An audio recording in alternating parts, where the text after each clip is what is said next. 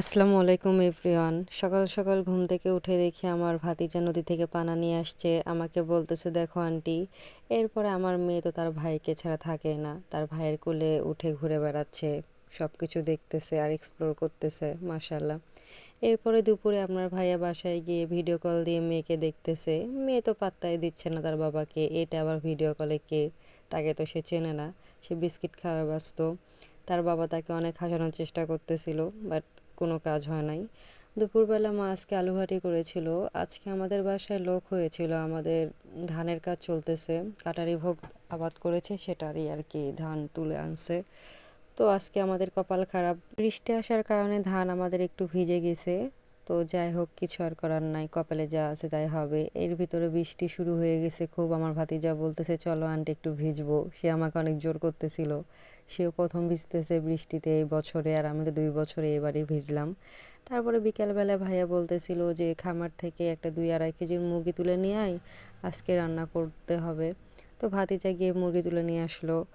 এরপরে মা আমাকে আম কেটে দিল, বলতেছে বাড়ির গাছের আম খা। আমি আবার আম খাইলাম। তো ভাবিকে বললাম আজকে আর মুরগি রান্না করার দরকার নেই, ভাবিকে বললাম কালকে ব্রয়লার রান্না করিয়েন, আজকে না করাই বেটার। রাতের বেলা একবেলা খেয়ে বাসি করার দরকার নাই, কালকে দিনে করলে সারাদিন খাওয়াও যাবে, আর রাতে দুধ ভাত আর দিনে তরকারি আছে, ওগুলো দিয়ে চলবে। আমরা বাইরে যাচ্ছি রেডি হয়ে, কারণ আজকে আমার ভাতিজার বার্থডে, তার কেক কিনতে, আর আমার টুকটাক কাজ ছিল। আসলে এই বৃষ্টির ভিতরে তার জন্যই যাওয়া, তার কেকটার সাথে আমার ওই কাজটাও করে আসি। আমার শাশুড়ি 6 মাস আগে আমাকে একটা জামা দিয়েছিল, ওটা বানাতে দিব। সোনারের কাছে গিয়েছিলাম, দেখি সোনারের দোকান বন্ধ। আমার মেয়ের রূপার চুড়ি হারায় গেছে, তার বাবা বলতেছে নতুন করে আর এক জোড়া বানাইতে দাও। আমি আর দেখলাম যে দোকান অফ, এই জন্য চলে আসলাম সব কিছু বানাইতে দিয়ে। এরপরে এখানে একটা আঙ্কেল ছিল, কসমেটিক আঙ্কেল, আমার মেয়েকে আদর করতেছিল, মাশাআল্লাহ। এই আঙ্কেলের সাথে আমার বন্ডিং খুব ভালো। এরপরে বাসায় আসলাম, এটা পেঁয়াজু নিয়ে, ডালের পেঁয়াজু, এটা খুব মজা লাগে আমার কাছে, আর আমার মেয়ে তো সাথে সাথে নেওয়া শুরু করে দিছে।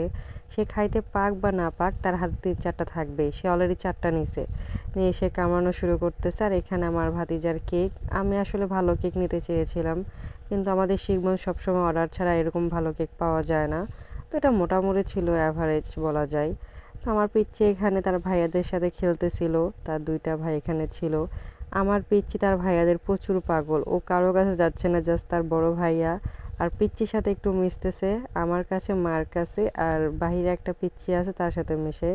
তো এখানে তার ভাইয়া তাকে আচার খাওয়াচ্ছিল, এত যত্ন করে খাওয়াচ্ছিল, আমি ভিডিও না করে পারলাম না, আমার কাছে অনেক কিউট লাগতেছিল। দেখে মনে হচ্ছিল যে এ চলে গেলে এই আদরগুলো কই পাবে। আগের বারও আসছিলাম, তখন এরা চোখের মনি করে রেখেছিল আমার মেয়েকে। মাশাআল্লাহ, আমার বোনেরও 3টা বাচ্চা আছে, আমার ভাইয়ের 2টা বাচ্চা আছে, অনেক ভালোবাসে এরে, এবং আমার নদের বাচ্চাও খুব ভালোবাসে আমার মেয়েকে। তো আমার ভাবিকে পাশ করতে বলেছিলাম, আমার ভাবি পাশ করেছে তার ছেলের জন্মদিন উপলক্ষে। জন্মদিনের কেক কাটবো, বাট ভাইয়া বাইরে ছিল। ভাবি বলতেছিল তোমার ভাইয়া আসুক, আজকে ভাইয়া অনেক কাজ করে খুব টায়ার্ড হয়ে গিয়েছিল, ভাইয়া এসেই ঘুম দিয়েছিল, আমার মেয়েও ঘুম দিয়েছিল। পরে 11:30টার পর মনে হয় কেক কাটা হবে। তখন আমার ভাবি বলতেছে আসো, সবাই তো ঘুমিয়ে গেছে, আজকে একটু কেক কাটি। এদিকে আমার বড় ভাতিজাও ঘুমে বিভোর, সে 8টা-9টার মধ্যেই ঘুমায়, সেখানে 11:30 বাজে, সে তো খুব রাগ করতেছে, বলতেছে তাড়াতাড়ি কেক কেটে আমি ঘুমাইতে যাব। আর আমার ছোট পিচ্চি যার বার্থডে, সে তো ফোন নিয়ে ব্যস্ত, সে এগুলো বোঝে না। তারপরে কেক কাটাকাটি হলো অনেক কষ্ট করে। আমার পিচ্চি তো মুখে নিচ্ছিল না কেক, আমার ভাতিজাকে বললাম তুমি একাই খেয়ে নাও, ওর আশা করে লাভ নাই। আমার পিচ্চিকে আবার বললাম তুমি একটু কেক কাটো, সে তো হাসতে হাসতে কেক কাটতেছে, বাট সে মুখে নিবে না, আর খুব কিউট কিউট রিয়াকশন দিচ্ছে, মাশাল্লাহ। এসে দেখে আমার মেয়ে ঘুম পাড়তেছে। তারপরে টাটা বাই বাই।